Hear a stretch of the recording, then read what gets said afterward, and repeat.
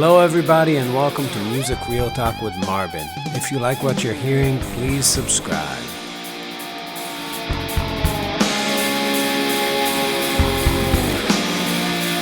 Yeah. Okay. Episode 14. Here we go. 1-4. We had a bar mitzvah last time, and now we're an adult. We're big Jews. We're an adult. Big Jew bears. Adult podcast. I've told you the story a bajillion times, but I'll tell it to the listeners. It's about Sherry's berries. It's about Sherry's berries. I don't know if you want to tell that story yet. Well, it's funny because... Do you think any of our friends listen to it? No way. And also, I think also that Sherry's... Well, I wasn't going there. You just said Sherry's berries, but... well, it's pretty obvious why. Yeah, but we do have this thing that we do on tour. We used to before COVID, where a lot of times people invite us in. And when we spit in their mouth. No, we don't spit in their mouth, but we party in their house. But sometimes they invite... Like, that was a bizarre... We lick for silverware. That's pre-COVID. But do you remember that night with Sherry? When we were... Which one? Sherry's berries.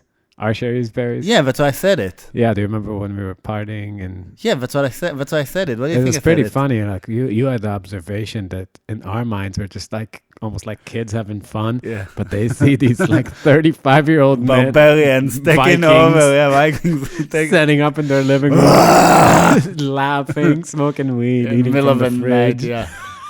The horror, sheer horror. Yeah, that was specifically a crazy night. Everything about the situation was so psychotic. I don't know if you want to go into it. No, we shouldn't unpack Not it. Yet.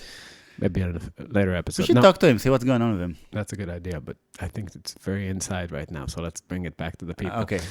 So, no, I was going to tell everybody about my first day at Berkeley. And it was my dad came with me. Wait, you have to say first. What? How old you are? When I got to Berkeley? Yeah. I was 17. When I was 17. It was a very strange year. And it was a strange year? It was a strange year, yeah. For small town boys from Rehovot. Town. Yeah. So, anyways, my dad came with me. I went to it's called the Yoshida building on Boylston Street. Yoshida? Yeah. It's named after expert in Bushido. I don't know. It's called Yoshida building. But I go there. That's where the guitar department was. And they gave us, in Berkeley, they have a thing called proficiency editions, where they check how proficient you are. You have to like play a few scales. And I had no idea about anything at all. I had like my green Van Halen Wolfgang guitar. Nice. That's where I went. The second you walked in with it, they're like, fuck this kid. Yeah. Exactly. It's so funny, but it's true. But that's the only guitar I brought with me. It's the only thing I had.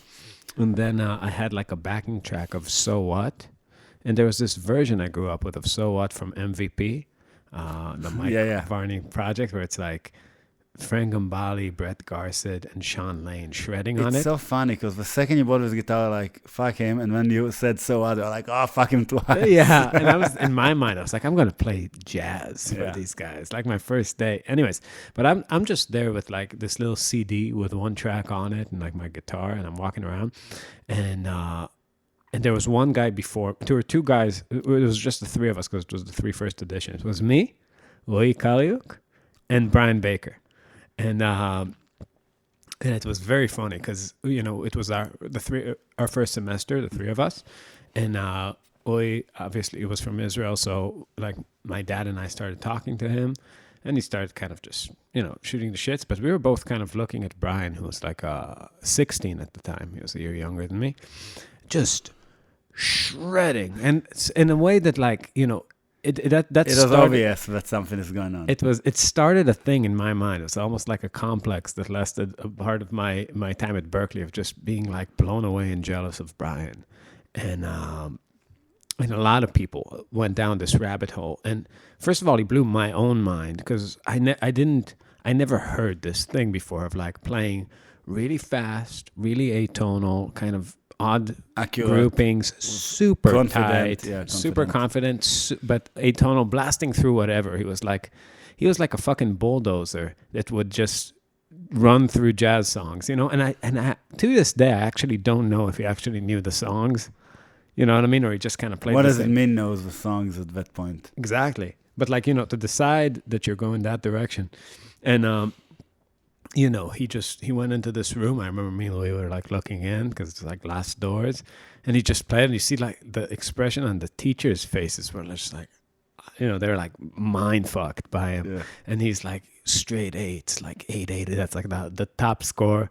And I was just I went in there just, I don't know, kind of bombed, like tried to do my fusion thing through a pod, through a Fender amp. Everybody, they were jazzing me hard. I couldn't read for shit. It's just terrible. You know, I don't remember what I got. It was like down there, not good.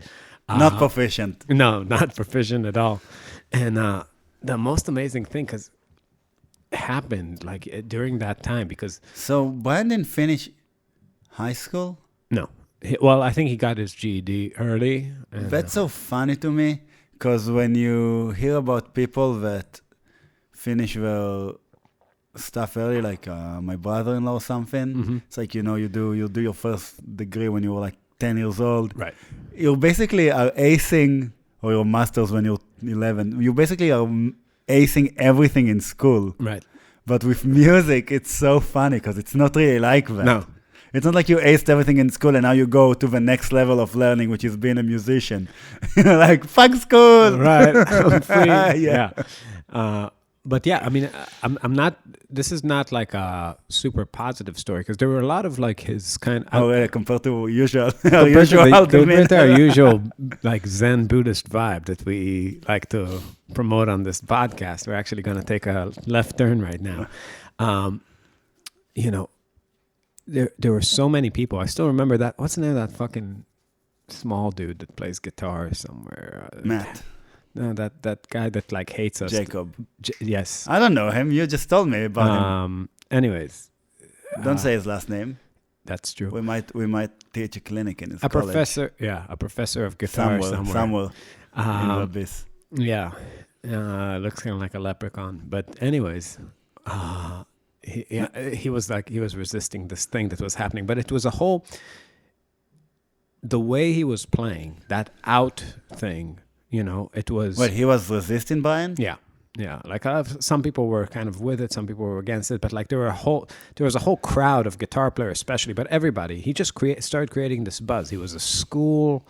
Isn't like Neil Felder or something really he was very took after him? Yeah, Neil Felder really took his out thing, but never had that that bulldozing rhythm in the chops. You know, Brian just could play those things. Everything was like these groups of 7, 11, 9. He played with, if people are curious, he played with Steps Ahead before Mike Manieri died. And I'm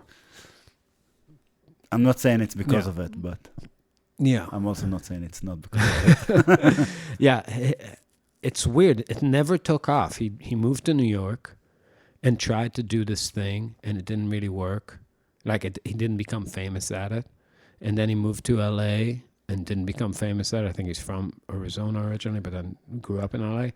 And did some fingerstyle stuff, playing atonal too, and that didn't take off. And then he did a duo saxophone guitar stuff, and then he did tried to do a fusion thing. It was very strange. Yeah, we had a little bit of a... Yeah, but anyways, the point is that doesn't matter. It's not so important what happened afterwards. I'm actually curious about him. I don't know what he's doing now. Didn't he teach in Italy? For a while. I think he moved back, had a kid. And now he's just living somewhere in California. Probably teaching. Well, he does know everybody in the... He does have some sort of kind of cultish following. That's how he always feels. Well, it was so intense when I was at Berkeley. He was totally the golden child, and all the teachers loved him. Everybody was talking about him. And seems like a nice guy. I don't know something about him. He's okay. I mean, he's like nothing. He's not bad. a douche. Like, it doesn't seem like a douche. He keeps it pretty real. I like that. You know, he talks to you kind of eye level. So, you know, that I always appreciate that about a jazz musician. But the way that he, like, the kind of cultish following that he amassed, I'm assuming that a lot of the YouTuber Berkeley people and Instagram people have like Jesus Molina and people like that probably have kind of like a similar type of following. Oh, he's also a Berkeley kid? Or one of those whatever, places, yeah. But it was so weird because it was being around that energy created such a funny aesthetic for people who didn't have the chops but were trying to like kind of figure out what he was doing. Because at the end of the day, like people in Berkeley, most of them, myself included, couldn't play jazz for shit. Yeah. So you're playing like all the things you are, medium slow, trying to figure it out, and all of a sudden people just start playing like this bullshit, and it's like this atonal stuff, like because Brian was like talking about 12-tone rows, but that had nothing to do with why he sounded good. He sounded good because his rhythm was fucking epic, and his control of like his articulation on the guitar, just he could do that thing where you play a line and just cuts through the music. Yeah. And everything was these weird rhythms, like weird groupings all the time, playing like the fastest subdivisions. He could always go to like it's pedal very, to the metal. Yeah, it's impressive, though. It's not...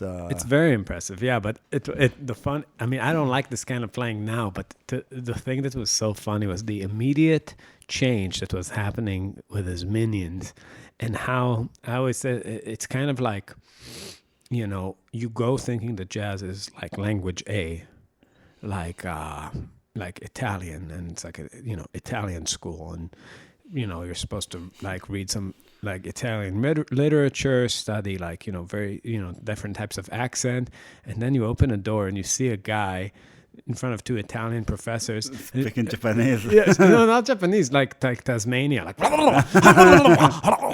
but like in such intensity, they're like blown away. They're looking at him, and he's like flipping tables and doing all this shit, and then everybody just starts walking around the school like,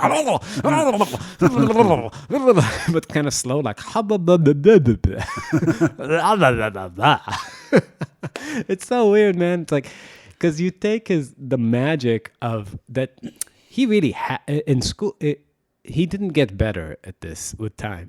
In school it was perfect because it was a great rebellion against the boring shit that you had to play at Berkeley. Like play all the things you are, swing combo 201, whatever. Like for the 10 billionth time, everybody doesn't want to be there. It's like the sun is setting, and it's like everybody's tired, and you're looking at charts.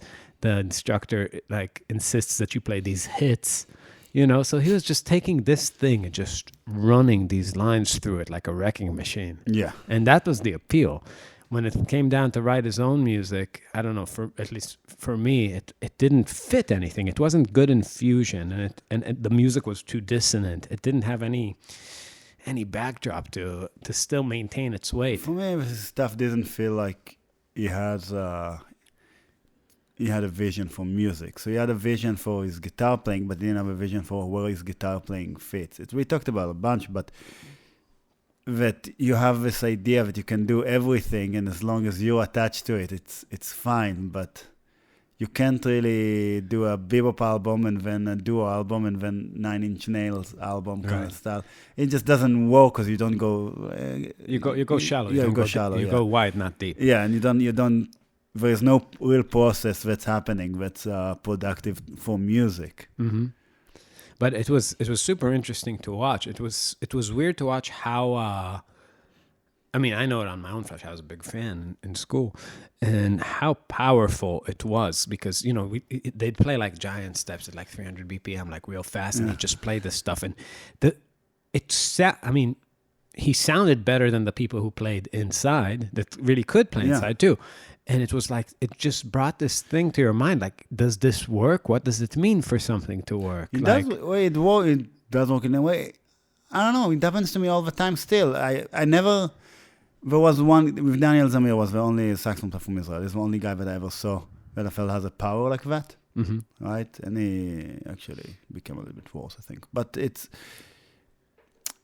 when I listen to albums, when I listen to Breaker still with Breaker Brothers, or Parker or Cannonball or whatever it is. I listen to a lot of saxophone players. They still affect me. It's like, I was like, oh my God, it's so awesome. I need to do. Why am I not awesome in that way? It's not even like why I'm not as awesome. It's like why I'm not awesome in that way.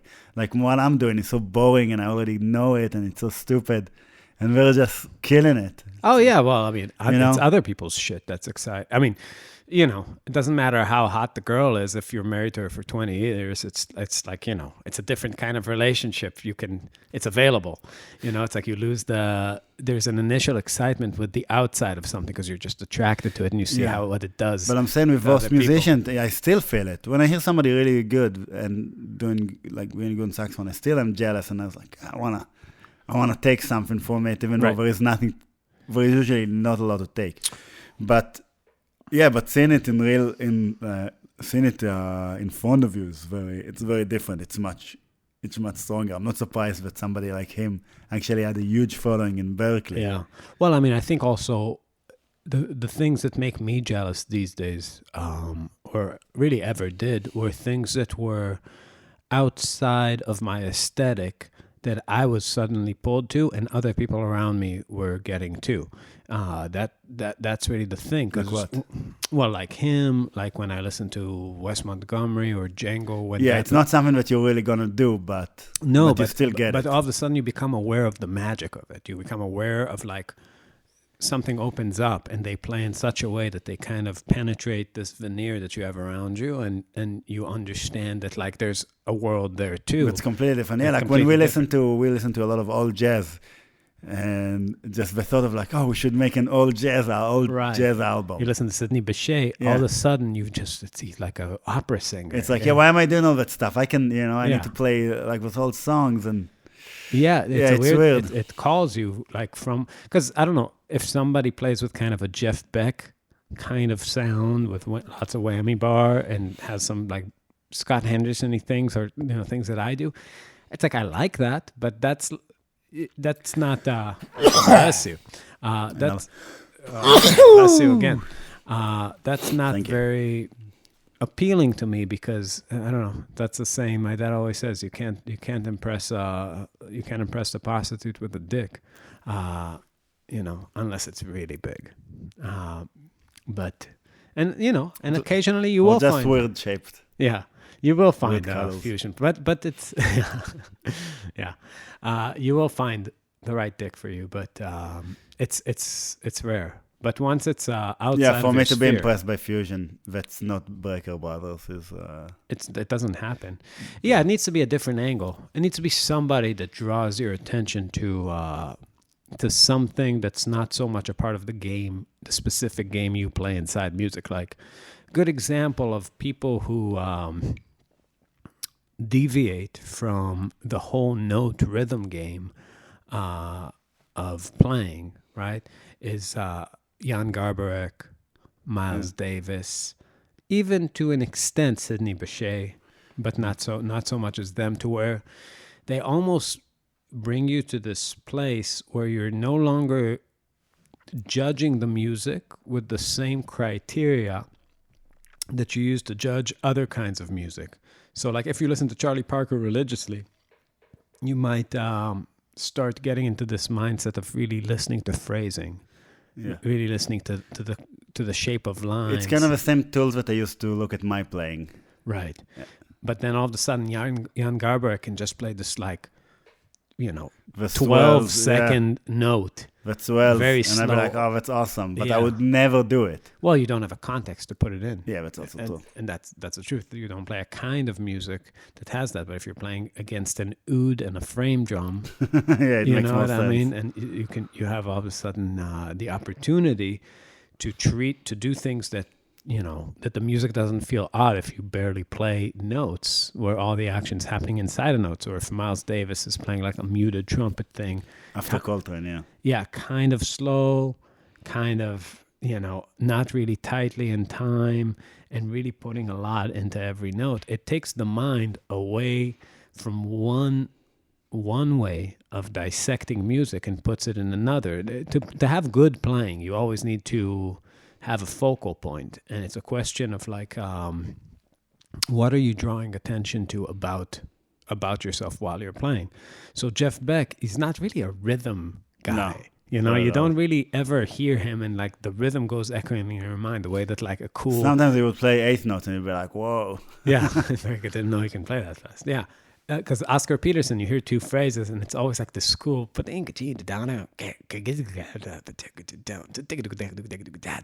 this, the way he's arranging stuff in time and choosing notes is much more the point. But with Jeff Beck, it could just be like the way he's coming into a note. That's interesting.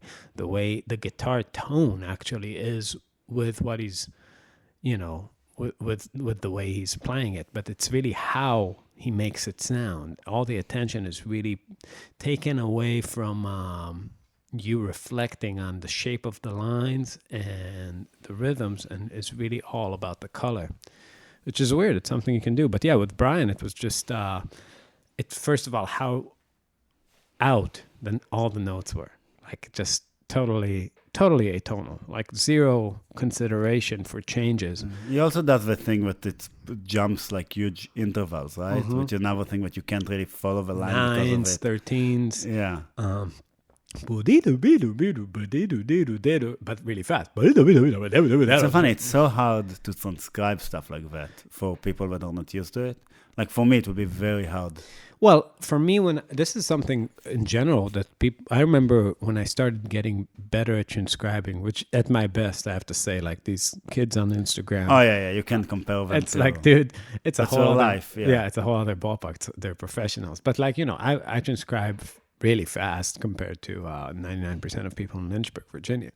But in my transcription, when it connected with theoretical knowledge, I just remember, because I remember I always loved initially reading tabs and learning solos that way when I was like 15, and then picking them off records. But when I picked them off records, if it wasn't purely a pentatonic thing, I would have to look for the notes one by one, as if there's no idea connecting them. Like I didn't know what scales were. I didn't know what chords were.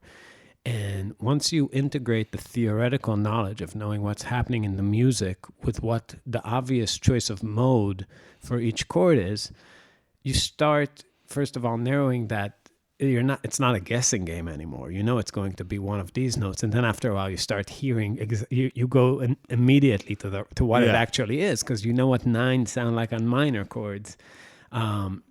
But the tricky thing is that, in jazz, a lot of times the bass is hard to hear.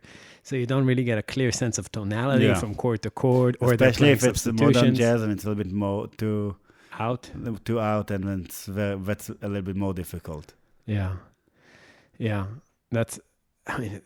Also, go figure when you're listening to these records if the bassist actually knew the songs or were just like jazzing, making up shit, playing some chromatic stuff, and then you have no sense. I feel like they did just because the culture, I believe, was more straightforward.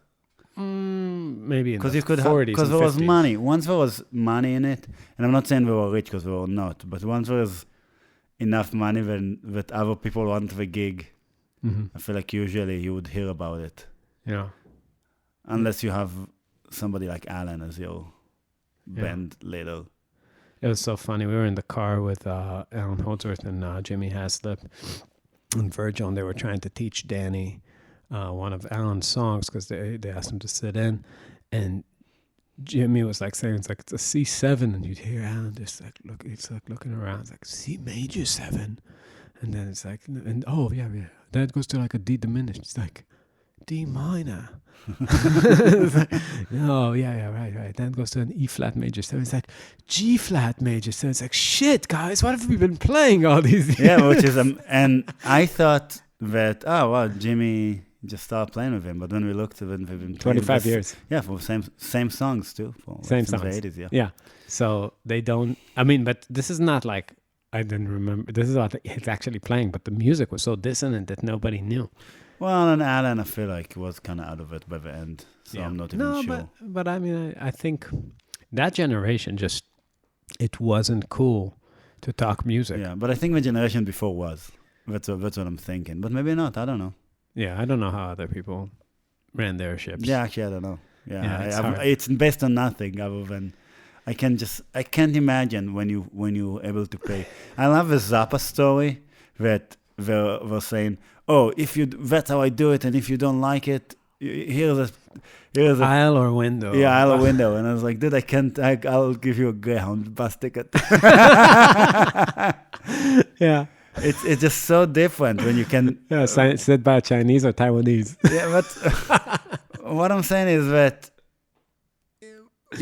was jazz people were still there were a lot of gigs and a lot of musicians, so you can get somebody else. Mm-hmm. Even though if you think about it, the scene is so small. Like Ron Carter is on every album. Yeah, Paul Chambers, Max Ray Roach, Brown. that's like half the album. All those people is like, well, yeah. Yeah, it's pretty incredible how tiny at the end of the day the amount of people that made this music, really was. It's weird. I saw somebody we live in such insanely bizarre times because it was like a version of Stardust. I forget who was playing. I think it was like Cannonball or something on YouTube, and it said like the title was like Jazz Classic, and somebody said it's like this. It's like I hate when people say jazz is such a racist term. This is African American classical music. I was like, dude, it's written by Hoagie Carmichael. He's like the whitest guy. His name is Hoagie. It's like, dude, you know any black people named Hoagie? It's so funny. It's a good version. Yeah. It's so. Cannonball is so good at ballads. Cannonball's good at everything, man, except for sometimes playing. Except for his most famous album, which I cannot get. Is there a solo in Mercy, Mercy, Mercy? No. Right? No. Yeah. I'm sorry, talking about. That's another funny something thing else to me. That Mercy, Mercy, Mercy, Mercy, that was the biggest hit when he was alive, but it's really not the biggest hit. No, that was good. That was Zawinul. Zawinul does have Zawinul. Yeah. So has a great touch for melody. It's just he knows how to do this like little happy thing, like to write little happy melodies. Yeah. Like we can't do that. All of our shit sounds like we go straight over the happy into gay. Without there's nothing wrong with it. No, we do like pretty melodies. Pretty, and we can do really sad, serious, but we can't do just like. Well, I guess but yeah, even Redline, that's kind of gay. Like if it's like, but it's pretty intense. It's not the same thing. But if you were to just compare it to our other music, maybe. Yeah, it's pretty gay. I mean, we never get to that like the major pentatonic stuff. Yeah. We always miss the mark on that. We could never dial it into that temperature of melody. It's just not in us. That's fine. Yeah. It's weird and it's also really hard. Tried. We did try. It's hard to write stuff that's tonal around a major key. We barely have any songs like that. Yeah. All of our stuff turns to like pixie music. It's also because the harmony we write is way more functional than jazz. Mm-hmm. So we don't have a lot of 2/5s, and that's what they really do. Yeah. To make it major, just 2/5, 1/1. Yeah. The gay happy sound is, I think, something very dangerous with electric music. It's like when you when you write have protection and. It's less dangerous. But it's so contagious, And yeah, but but what doesn't kill you makes you stronger. Yeah, nowadays. Yeah, nowadays it's safe, I guess. Well, on Instagram it's full of. I heard the new vaccine actually gives you major pentatonics. Our only friend told us that. Yeah, that's right. It gives you major pentatonics. All the music you're gonna write is gonna be in pentatonic. Yeah. But it's a danger of like major keys mixed with like backbeats, aggressive backbeats and electric bass. You really go to this zone of like on-hold music, like that smooth jazz sound. That's really, but not like in a Benson-y kind of way. Not that R&B smooth jazz, just like that smooth jazz, like straight up on hold. Especially with saxophone involved. Yeah. It's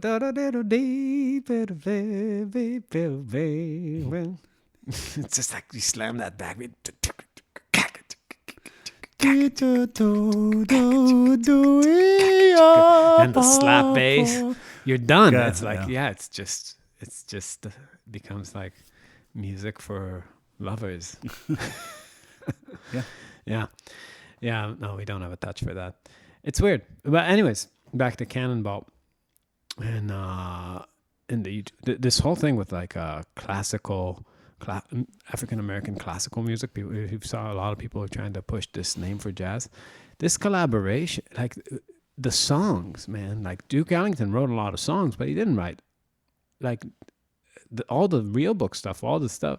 You know, it's like it's really a marriage between Broadway and Hollywood. Those are the engines of songwriting for Tin Pan Alley, for all this stuff. Those are the two places where it's just people that look at everything through a stupid lens of race. Yeah, it's so weird. It's so. Well, I gotta say, so the meaning to all Americans listening to this, this outlook is so bizarre for people that come from a different country that didn't have this specific thing happen. It's so just here, you know. But yeah, but it's still it's still a fucking good country, man. Hopefully, it will bounce back. Yeah. From this shit. This COVID bullshit. Yeah. Yeah, we actually did good. I mean, I'm glad we had those 2 tours doing the Gypsy Jazz Backyard did a bunch thing. of it. We're gonna do more of it if things gonna keep going like that. But yeah. Yeah. Yeah, if you want us at your backyard playing Gypsy Jazz, let us know. It was a lot of fun. It was great. It was a real good opportunity. It was surprising how nice it was. Yeah. And also being on tour without a rhythm section. It makes it so easy because we have nothing to do. Yeah. The amount of, like, yeah, we become one organism in the sense that we never want to do things that the other person doesn't want to do. Yeah. And it's like, it makes it easy. Yeah. The other two, when we're in the Marbin tour, always have, like, Their let's own go things, here, let's go there, gym, grocery store, whatever. A different restaurant. Yeah. No, Thai food? No, not Thai food. Yeah. It's very easy with me and Danny. And yeah, we had a good time. Coffee shops. Well, I mean, that's all we want to do, really, to sit in coffee shops. The truth is that during COVID, if they cancel like the seating in coffee shops, if there's no more coffee shops, that would be such a nightmare. We would have no place to be. We couldn't. We would go crazy. We couldn't too, yeah. Yeah, we would just have to be in the van all the time. We'll have to get a tent and just camp and in a park. Yeah, yeah. The listeners are probably, why don't you just hang out the Four Seasons? Because we eat down all of our caviar, and then what? Yeah. Drink all the crystal. We also can't hang out in the hotel because we never get hotel rooms because we don't know. Maybe somebody would hook us up. Yeah. So we don't know where we're gonna stay until the show is over. It's so funny. It's so inconceivable for other bands that we do it that way. Like that we don't. I remember when I was trying to explain to your dad those ideas of the stuff I book and how it going, and how I just wait till and just future me gonna handle it, and when the future me is like past me probably made the right decision, and without remembering, without knowing, not taking notes. You know, this could never work unless you work for yourself. It's like other people will not subject themselves to this level of chaos. But what people don't understand is that in a lot of things in life, to allow yourself the ability to be dynamic is the wisdom. Yeah. You know, because that way you make the best decisions. And all the worst case scenario is that you just have a few hours of suffering, right? Like you just get in a little bind that's very, very fixable. But if you go on tour and you book yourself 30 hotels, and on 17 days, some people offered you to stay in some pimp-ass places, you know, with great conditions and great people, and you have to no. Well, something happens, like a show. Sometimes a show gets canceled, and you get a show in a different city, or stuff happens. Mm-hmm. It's just we did it. It was our last West Coast tour. Mm-hmm. The Choice Hotels, which is the chain we use. I had a dream last night. We went on tour, the two of us, mm-hmm. and we stayed in a Roadway Inn, and I got the most bed bugs I've ever gotten. And I was trying to explain to Jana why we stay in Roadway Inn, even though I know all Roadway Inns have bed bugs. Yeah. And you can take it to the bank. You guys don't understand how many bed bugs live in this country. Yeah. If you go on Choice Hotels, do not ever go to Roadway Inn. What else do we have? The lower level. Super 88? No. Of Choice. Econolodge. And the Econolodge. Econolodge sometimes. Yeah, Econolodge is like literally a crapshoot. Yeah. And Roadway Inn is like, you get it. Oh, you get it every time. Yeah, Roadway Inn. But I never feel anything, but Danny's allergic, so he's like a bed bug detector. Yeah, he John gets too. Welts. John too. Huge welts. I get the walls. I get them walls. But John is also crazy. allergic. So So I was trying to explain why you stand roadway in. Wait, how did I get to that? I don't remember anymore. Oh, yeah, now I remember. Okay, so they had a deal with, I don't know what to call it. Timeshare? Yeah, timeshare deal. Kind of thing that you can get 4 nights in Vegas basically for free. We had only a few places in the country, and because we tour all the time, we were in one of them, which was Vegas, at the right time. And then they asked us if we were in a committed relationship, and we said each other. Yeah, which is true. Yeah, which is true. We didn't say, yeah. But then you have to go and see a presentation. Yeah, presentation, and they ask you for other stuff too, and we kind of got cold feet and lost the money. So that's what happens when you do things in advance. Yeah.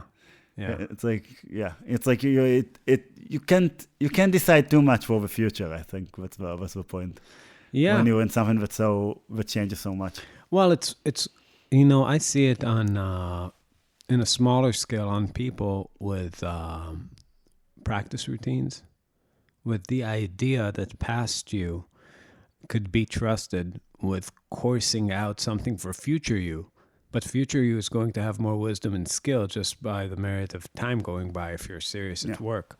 And people who can't live without this arbitrary assertion of restraint and control over future them, And I have a lot of students, that tell me stuff like, I know myself and I need goals and this and this. It's like, well, I know people like you, and you need to cut that shit. Yeah, you should. You need to change yourself. You want to get better. It's like yourself is what got you into this mess. Exactly. Like what this whole thing of I know myself, dude. I never had that sensation. Yeah, same. It's like I know myself, and I always do. It's like, why do you think you always do something? It's like you always just stop doing it. Yeah, but stop like introducing like yourself like he's a fucking constant. Yeah, you're putting yourself in a box. Yeah, it's like you knew. But you're just reinforcing. Yeah, it's very strange. Yeah, it's like a little kid. It's like, I know myself. My dick is tiny. Yeah, it's like, well, maybe it will grow. Wait. That's quite a kid. You're talking about to lead with that. Yeah, it's a hypothetical kid. But in a way, it represents a lot of people I know. In a lot of ways. No, it's a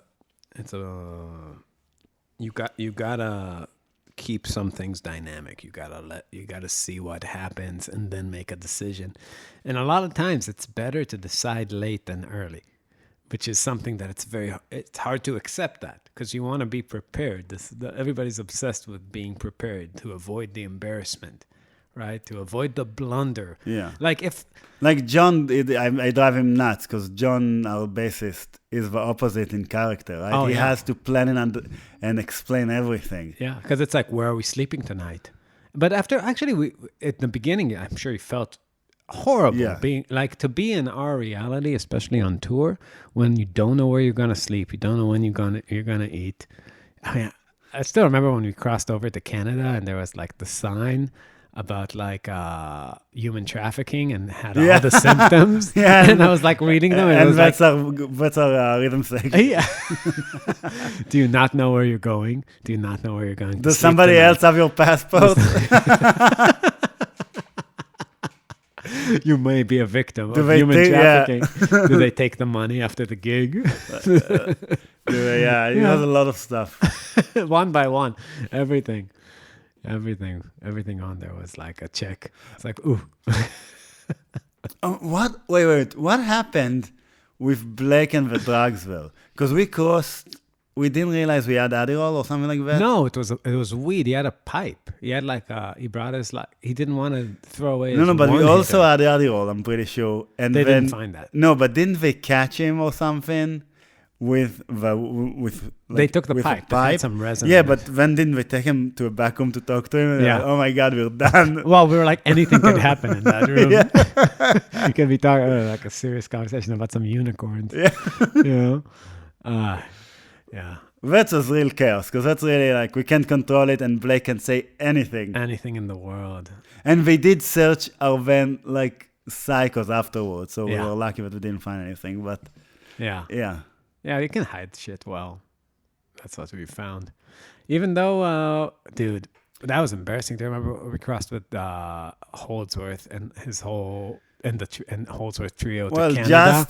Justin, our drummer at the time, we stopped in a McDonald's just before So he can get rid of his. so he can pee, but obviously what he want to do is get rid of his weed. So he smoked all the weed he had to get rid of it, and he just stank of weed. And as soon as we pulled over to give our passports, the guy smelled it and searched the shit out of our van. We had and Alan Holdsworth and Jimmy Haslip and Virgil Donati were standing there just shaking their Freaking heads. out, yeah. They were furious. And then it You know what became- it reminds me? and then we played a gig at Cosmos Music by Toronto, and our ex-drummer stole a pack. It's a music store slash Well, first venue. of all, they hated us because Danny and me and all the Marbin guys, we went and ate all the spread that we made for Alan. But we were like, Alan doesn't eat. No, Alan just drinks. Yeah, but we were pissed off because Yeah. they put all this energy and was 4 kids just come and Yeah, start we eating. just ate all of our. all of the Motherfucker, drinks. this is not included in our pay. We need food. It's like, yeah, these guys are about to die. Yeah, and at this time, it's like, We're at our dude, we're prime. getting paid like 100 times more than we do a day. We Yeah. need the... Yeah, we made it up in cheese and grapes. Yeah. But anyway, we played the gig at Cosmos, went great. And then our drummer, I don't know what possessed him, but he stole a pack of glow. Well, we didn't know. So we go to Buffalo the next day to play in Trough, and we get a phone call. It's like, did you guys steal something? Something from the music store, and we're like, no. And they had the drummer on video stealing. And we asked him, and he's like, no, I didn't. And he had a thing called deny till you die. He just would not admit if he did something wrong. He stole. It's basically the R. Kelly, Yeah. wasn't me. Yeah. No, what's his name? Shaggy? Shaggy, not R. Kelly, Shaggy. Shaggy. Yeah, wasn't Yeah. me. But But- got you on camera, wasn't me. But our the- bassist got... So anyway, they all were furious with us, especially Jimmy Haslip And for then- a while. But get this, he stole a pack of glow-in-the-dark bass strings. And gave it to our bassist. It's like, could you imagine if our bassist shows up with like orange glow-in-the-dark strings? It's like, wasn't me. Wasn't me? We actually paid for it. I gave him my credit card and I paid for it. But it was... It was the principal. Yeah, it was principal. It was so funny. Yeah. It's so random. And when he gave it to our bassist and said that some rep gave it to us, which would make sense because we had reps coming and giving us shit all the Yeah, time. give us strings. Like the DR guy was Yeah. giving strings left and right because of the Alan and But I think he saw this place and was like, fuck with people. Because he was really upset. Danny and me, for us, it was like an amazing opportunity. it was our heroes, but he didn't care about these people. I think for him, he felt like he did get paid more, but Yeah. not that much more. And then they didn't treat us the nicest. no. So- so he well, felt like- Alan treated us awesome. The other Jimmy Haslip Yeah. especially treated us like we were there to work for him. No, And- Virgil too. yeah, Virgil too. So, which we were in some way. So the deal was we get to open for them, Every night. but we have to be their techs and we have to drive them everywhere and do whatever we want, and we did. Yeah. But the problem was that they didn't understand that we're not there to... Opening is a crucial thing in this In this deal, agreement. in this exchange. So you can't just have us, which we had a fight with, we actually argued with a bunch, that they didn't want to let us open in a lot of shows. yeah, when And it's like, logistically it was a we're not nightmare. your roadies. You're not paying us. We're Right. staying all in one room, Right. right? You're going to everybody. We really dug it out. We saved you guys a lot of money a day. So, but for them, it was like, oh, they're just people here to work for us. And I was like, no, we're here to open for you and Play for your audience and sell our merch to them. That's the only way we made money. So for people to understand, we didn't get paid at all for this well, tour. sometimes we give like $100 for the band, Yeah. you know. But like everything we made that whole tour for 30 days was at the merch table, and we made a lot of money because it was like 300, 500 It's the people most a we night. made for years later, basically. We haven't had a tour that good until maybe 2016, and that was 2011. Yeah, and people really, really fucked with us. Like they really liked us, and it really created also a situation where the tour after that was unbearably tough. It was difficult. We Because played, to go from that back to our life at the time. to bars and coffee shops. And It was where nobody gave a shit. It's just like you get to this high point and then you just sink all the way back to reality. Whew. I don't wish that on anybody. Yeah. That was tough. That was really tough times. But yeah, the steel glow in the dark bass strings is quite the crime. It's so fun. You know, it reminds me when we went to Oklahoma the first time, and we drove 41 or 39 in a 40 mile per hour. No, it wasn't 40. It's what's the lowest it gets? 10, 20? Something. We were barely moving. It wasn't 40. It was like 10 miles an hour or something, or 15. And we were going by speed limit, but a police officer stops us. And just because of all the stories that you hear about, you were like the South and how the cops are there, Justin ate all his weed. Raw. Yeah. Just like and when the police officer like, how are you guys doing? Okay. That's it, basically. Yeah. And Justin was like, fuck, I just had all my weed. Like, how are you feeling? He's like, high. Gonna be high. Yeah. That was good times. Yeah, it was fun. Yeah, I still remember. What I remember from those early tours was we'd have days off because, it was just impossible to book shows every day. And on those days off, we had a thing called guerrilla shows where we Well, it wasn't really days off, like it was mostly shows that were canceled. or just a lot of show times, up and they they didn't know that we have a show. Yeah.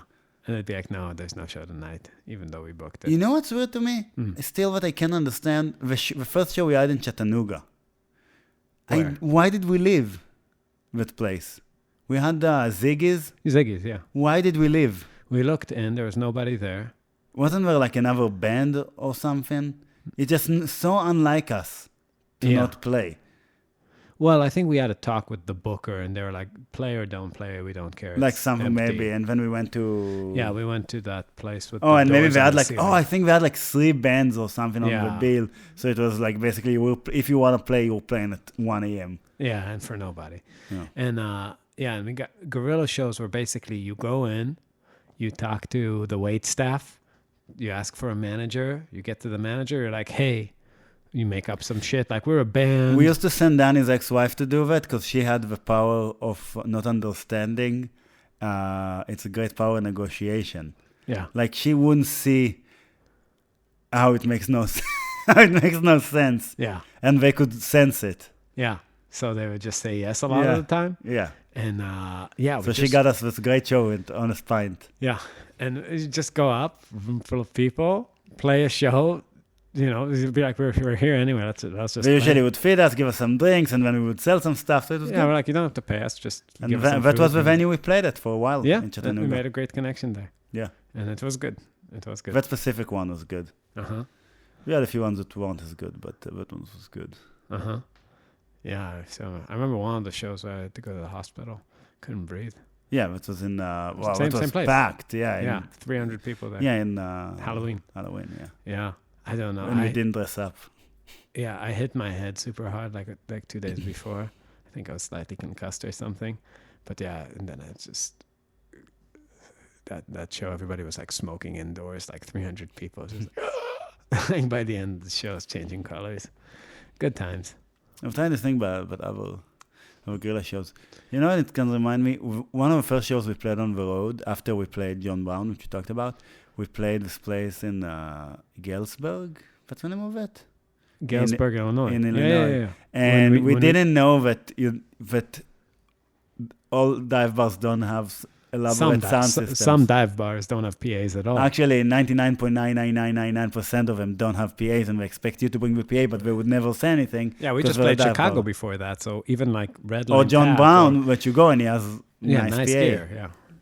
So we went there, and then I could not for the life of me find us a show.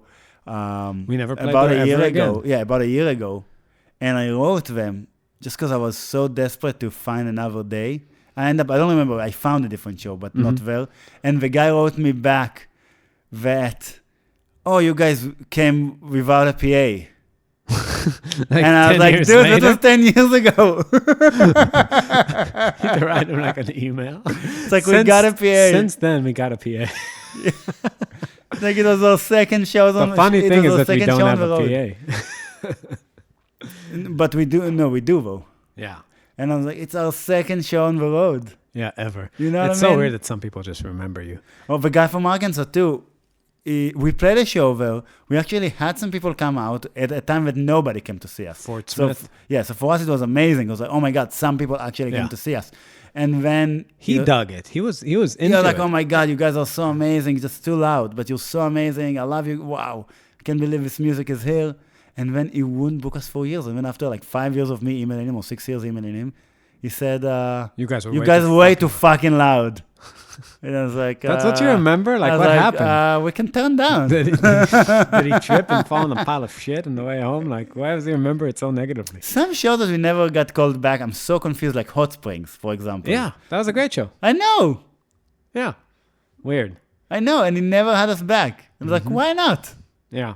Yeah, a lot of times you don't know. But I think it's I'm thinking maybe Justin fucked his wife, because that's probably what happened in a lot of places. That's my guess. Yeah, we had some that band member would just fuck everybody. It's amazing. Yeah. They really never He would seen get it on nonstop. like 30-day tour, 25 pit stops. Like incredible. Really. The power he had was really amazing. Ben He should- also did very well for a while. Not those kind of caliber though. No, Ben had a really good run He had a when we run, did Yeah. when we went up to Canada. Yeah. Yeah, he did. Yeah. That was props to him. Yeah. Yeah. Too bad he's never coming on tour again. Yeah, that's very sad that he's Like he started bothering me about a month ago about how he has to go back on tour with us. I have to go back on tour with us too. Yeah, but you're going to, and he's not going to. That's a big difference between the two of you, but you're actually going to. Yeah. I told him no. Yeah. Well, he blew it. Oh, yes. Still love him deeply. Let's keep Love you, Ben. Yeah. Let's be lovers when we can. But when we can, not on the road, Yeah. unfortunately. Yeah. He's gonna keep pushing, I know him. Of course. That's what they call him. Ben the Relentless. The relentless. The relentless. Yeah. Yeah, that's right. Where do we start this thing? Who knows? Yeah. Nobody knows. It took some turns. You wanted to talk a little bit about Brantford. I You know what remember was that. so funny? No, before that, it's fine. This episode is a little bit more chill, maybe because we had bibimbap Yeah. for lunch. But we played in Michigan. That was, oh my God, I loved the show. It was so funny. Which show? So some cities, I cannot get a show to save our lives. You mean the living room? Yeah. So some cities, we cannot get a show. Oh my God, this place in Savannah, Georgia. So I used to...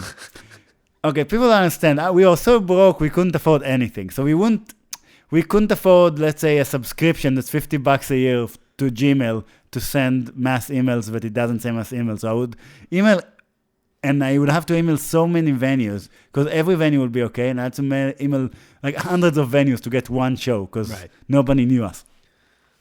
And I would have to email them multiple times. So I would put everybody on BCC, like 400 emails, and just email, never stop.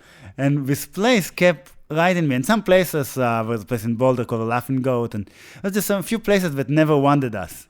Uh-huh. And my what do you call it? Inclination? No, it's like my attitude towards it is that we're probably going to be touring after this person will be fired. Yeah. Right? So Get we should... to the next booking agent, the next manager that does. Which happened to us in a lot of venues, you know? Yeah. And there was a venue. We played in Philadelphia, in World Cafe, which I liked. Mm-hmm. Booker didn't have us. The new Booker had us. Had some few shows, was great. When a new Booker didn't have us, was fired after a week, and the new Booker had us again. So it's like that's what happens. So I keep emailing, especially back in the day. Right. Like a lot of those places now are too small for us, but back in the day. So I kept emailing them. And this lady called us to scream at us to stop sending her emails. How fucking weird is that? So weird. It's so weird. Didn't that venue in Savannah shut now? because of COVID. Oh, that's the real Right. venue. That's not the person that screamed at us. But I think So- both of them were shut. Some venues that we've been trying to get to for years, and that we got from The no to wormhole. yes. Yeah, now they're done. It's so bizarre. Yeah. Yeah. But wait, I'm talking about a show in Michigan. Yeah. So the show in Michigan, I could not get a show to save our This to is save our Grand lives Rapids. for Grand Rapids. It's like this entire area of Michigan. Yeah. I could not get the Mhm. west part of Michigan. Like we got Traverse City and we got some other stuff, but not that part. And I finally got to a place that's a gallery and they have jazz, and I was like, okay, let's do it. And we go to Grand Rapids and we're smack down in the middle of a hood. And All of oh my Grand God, Rapids they is a have hood. no, not all of Yeah, them. it was really the hood. It was really the hood. It was happening. Yeah. It was happening in there. It was so bad. Yeah. And we go to this apartment complex. It wasn't even a standalone house. It was an apartment complex that looked like government housing. And we go to this, we couldn't find it. It was like, what the fuck is this place? No signs. And then we find the apartment number and we knock on the door. And we just go into a studio apartment. So it's like a studio, but it's a studio apartment. And all the paintings of our are dicks. Yeah, of this one guy that lives there. Yeah, it's just like he paints himself naked and you see his dick on every painting in the whole house. And we have like, I don't know, many 60, 70 people show up in this Yeah, it guy's was packed. apartment. It was packed. Tickets were like always with like $15 a ticket. And it's like everybody's coming to this apartment. It's so awkward. I'm just Actually, a looking lot of around. people, I feel like, figure out why it wasn't didn't show up because we had a bunch of pre-sale tickets Yeah, that nobody showed yeah, up because for. they're like, we're not going to the hood. Yeah. And well, when we drove by, we were like, no. But it was so funny. I said, when we started, I said, this is an art exhibit of a fusion band playing in a gallery in the hood. It's like, how do you call it when It's we an do it? installation. Installation. It's an art installation. It was just so ridiculous. Yeah, that's a funny. Do you remember the show in right by there in Ann Arbor, the Blind Pig? Oh my God. That's by Detroit, but yeah. Is it by Detroit? Yeah. Yeah, it's so funny. We were playing this venue.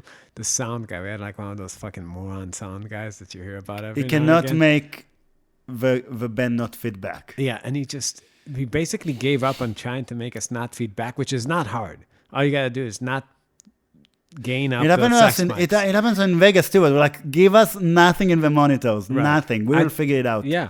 Just stop the feedback, please. Yeah, and then just started feeding like woo, like so fucking. Oh, loud. not in Vegas, in Reno. Never And mind. he just. Let's talk about that. And he went out for a cigarette, and for like 3 minutes, we were just like running off stage trying to like To find him. find him. It's like, where are you? Where are you? No, Fucking some venue idiot. that happened to us. The venue that used to be a strip club, also it happened to us well. Yeah, Reno was just that fucking retard, and he was getting upset at us, and he could not get the microphones to not feed back. And I was like, dude, this There can't is be that nothing, hard. there is nothing in my wage. How is it fitting back? Right. Like, what is fitting back here? Turn everything off. God, I hated Reno so much. Reno was really a piece of shit. Reno was a bad film. We tried. That's one of the only shows we ever canceled because we couldn't make it past that ridge. I got offered nicer clubs though, but because we canceled them, I felt bad. Mm-hmm. So Jobs. jobs, yeah. That's another place. Yeah, it's a piece of shit town. Some places you really get the wrong feeling from the emails. Like the people are so nice and are into the music. Uh-huh. It seems like in the email, and then you go over and they really don't give a shit. Yeah, it's tough. I love people who love me. You know. No, that's the main thing we look for. Yeah, it's like if you love the music, we're gonna get along. Yeah, we're gonna be wonderful. friends. Yeah, exactly. Yeah, it's like it's really the way into my heart. I'm a very simple creature in that way. Yeah. You know, it really helps. Yeah, live sound is another thing we really haven't talked about, but I just, for our kind of music, I totally now have wisdom that I wish I had 6 years ago. 10 years ago. Yeah, 10 years ago. Because I really played too loud so much. Well, you just got that. I had a bad attitude. No, you got the plexiglass. The plexiglass. And I don't understand why I didn't have that earlier. It really makes didn't want everything to. better. Everybody should have it. All Yeah. guitar players. Yeah, plexiglass is a must. Plexiglass is actually a good if you if you're running to this problem where you hate hearing yourself without reverb, try plexiglass. Especially, it would have helped us in the first beginning days because it makes the sound less directional. Mm-hmm. Yeah, it's too bad.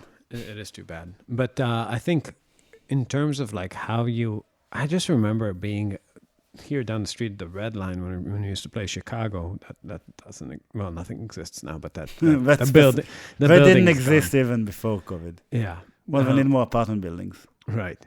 But I remember playing there in the beginning of our career and running into this problem where,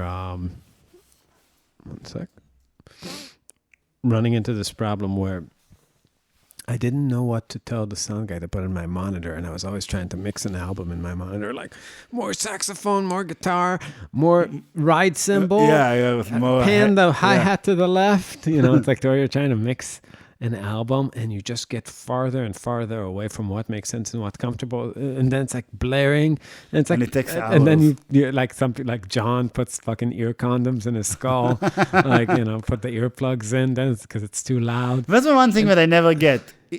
He always asks for more stuff in his monitor, and I was like, "What's the difference between that and just taking an earplug out?" Yeah, I guess because they never ask for drums, right? Well, I don't know. It's a real question if it's safer to have 80 dBs in your face or 120 dBs with earplugs. What's healthier? Gonna get like vibrational. Well, damage. You probably won't need any bass if you don't have it, but you do hear more drums. Right. In any case, did you remember the Vince advice right now? I don't know. It came to my mind. Which one? You can always put him in if you have him, but you can always take. And that makes no sense. My ex-girlfriend's dad had like one bit of philosophy that and he would say applied it all to the time. every aspect of life, and it started with salt, which is like you can always add salt, but you can't ever take it out. Which is not really true, because it doesn't taste the same if you add it when you cook and when you add it after. And you can also put some rice in it. But anyway, it was about everything. Should I get a coat? You can always take it off, but you can't put it on if you don't have it. It's like this one principle that he really kind of walked around the world spreading as a sage in a multi-letter way. But it made it really makes no sense if you think about it, because you can always be too prepared. It's the kind of the kind of logic we were fighting earlier. Yeah, my brother-in-law's company took over this company in Chicago, I remember, and he explained to me why they went out of business. And he said the reason why we went out of business is because every person on the ladder took a safety net. Mm-hmm. And he said by the time they were done, the safety net was tens of millions of dollars. Yeah. And it just, we couldn't, it just made no sense. Yeah. Yeah. Back to the live sound idea, what I realized was that you always need to have an acoustic anchor in whatever style of music you have, and if not, then you're really in some tricky territory. We saw it in Cruise to the Edge. Territory. In what? Gent territory. Gent territory. Yeah, we saw it in Cruise to the Edge, where we were playing with all these famous prog bands, and our sound check lasts between 15 seconds to 2 minutes. Wait, don't you think it's weird that they named Cruise to the Edge after a Lady Gaga song?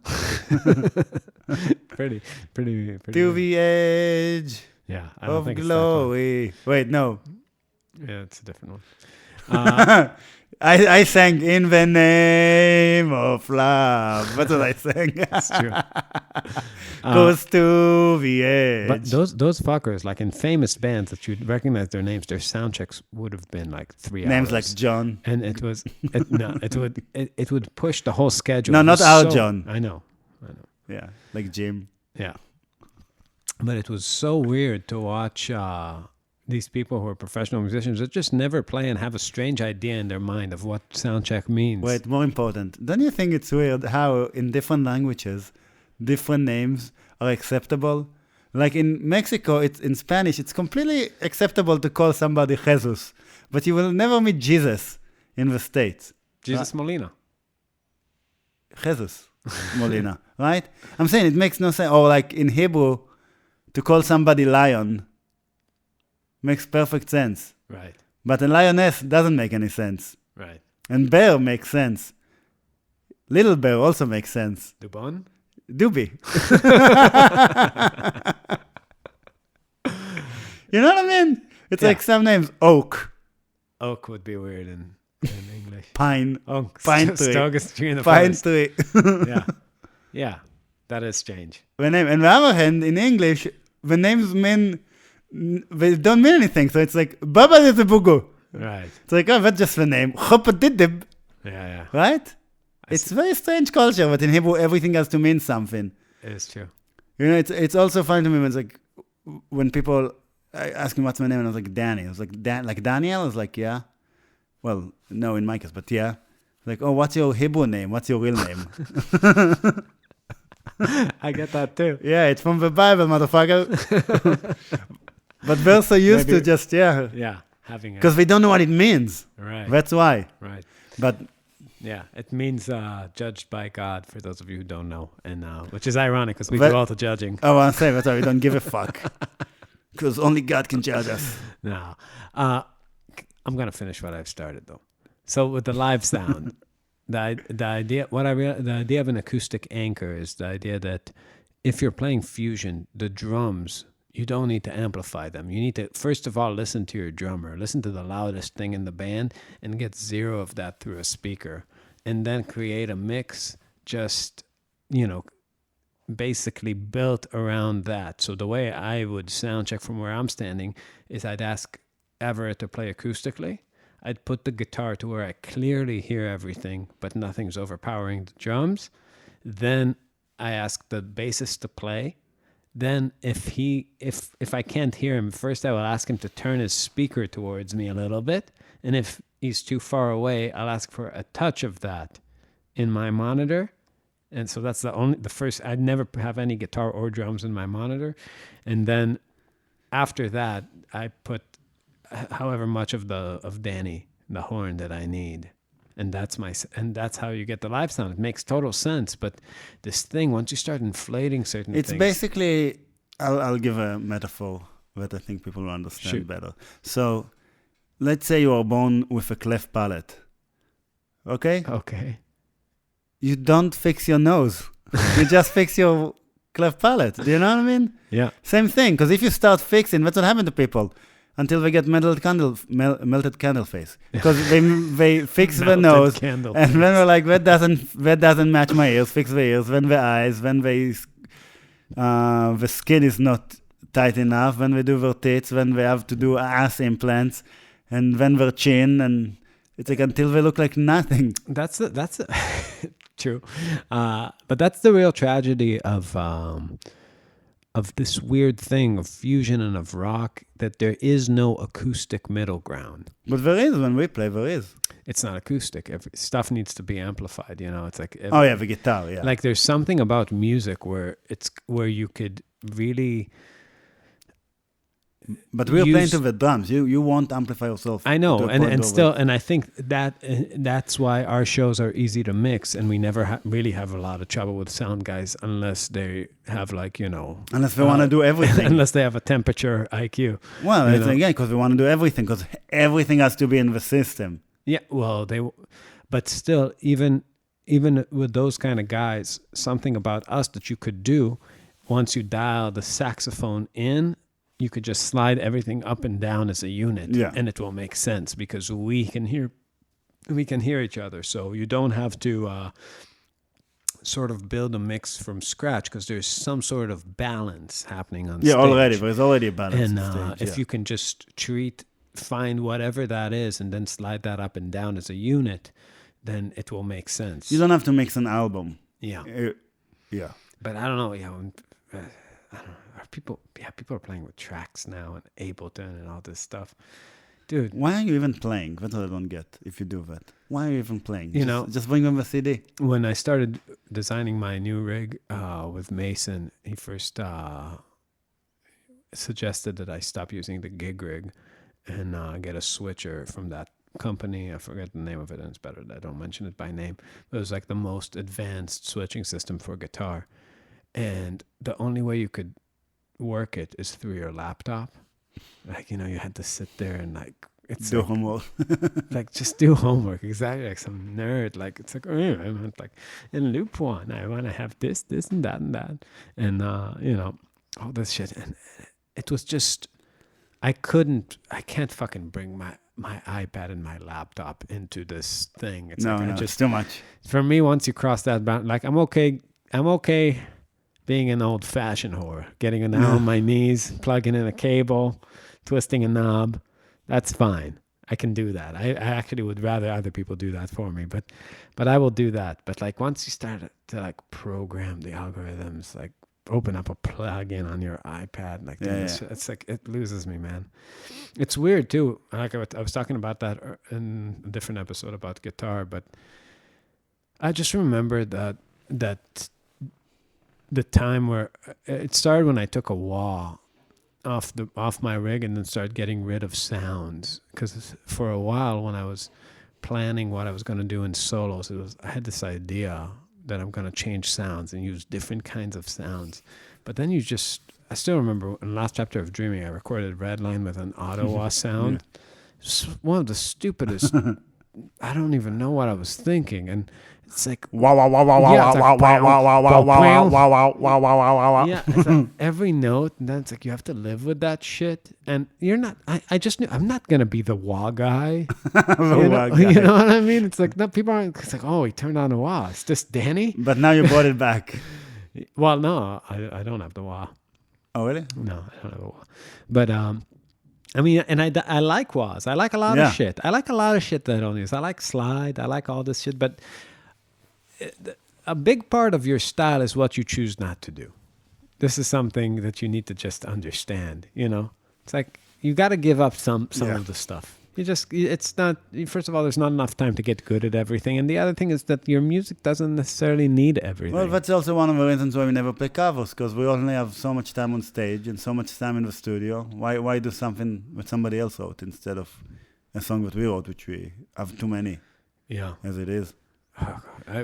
We are about to release a live set we did for Sweetwater. Mm-hmm. Shredding in Sweetwater. I'm pushing that name. That's fine as long as it says live on it. I'm fine with it. Live shredding at Sweetwater. Oh, yeah. Sweeting at Shredwater. Live. Yeah, if we can do it, Sunday shred at Sweetwater, because it was on a Sunday. Okay. Sundown Sunday, sweet shredding in Sweetwater. I like the alliteration. Yeah. So the set we played is a set that we never played before. It has songs from a lot of albums, and it's kind of cool. I'm like, oh, we have good music. Yeah. But we never get to play. It's nice to bring stuff back. I was actually shocked by how quick it was to learn it for me. Yeah. Now, because I thought Me too. I remember The Way to Riches. Like, I was like, oh my god! After that, I was like, no, I know it. Yeah, me too. It was right there. Yeah. It was as if we played it a million times. Yeah. But that was the cool stuff, and if we do more stuff like that, I would definitely do something like that again, which means I would mix and match and not just do all the new stuff. But we will never play the old songs. Right. Like, I will never bring back any of the old songs for a set, because why? We have... Dude, we have music that I don't even remember now. No, I'm not saying why. I'm saying because we have...